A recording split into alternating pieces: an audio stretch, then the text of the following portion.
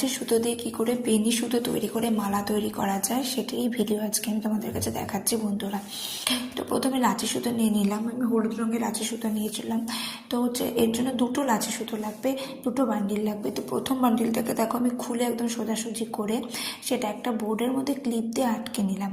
তারপর যতটা সম্ভব টাইট করে সেটাকে রোল করার চেষ্টা করলাম, যতটা সম্ভব টাইট করে রোল করলে ফিনিশিংটা সুন্দর হবে। তারপরে সেটাকে একটা ডবল প্যাচ দিয়ে আবার সেই ক্লিপের মধ্যে লাগিয়ে আবার রোল করলাম। তো রোল করে এই সেম প্রসেসে দুটো বানাতে লাগবে, যেহেতু দুটো লাচি সুতোর বান্ডিল নিয়েছিলাম।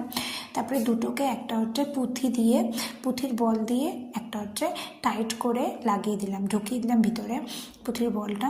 তারপরে শেষ প্রান্তটা একটু ফিনিশিং টাচ দেওয়ার জন্য লাচি সুতো দিয়ে আমি একটা সুন্দর একটা শেপ দিয়েছিলাম। তো কেমন হয়েছে এই লাচি সুতো দিয়ে মালা তৈরি করা সেটা তোমরা হচ্ছে অবশ্যই কমেন্টে জানিও। আর হচ্ছে তোমরা সহজেই এটা বাড়িতে নিজেরাই বানিয়ে নিতে পারবে। তো ভিডিওটি ভালো লাগলে সাবস্ক্রাইব করে দিও।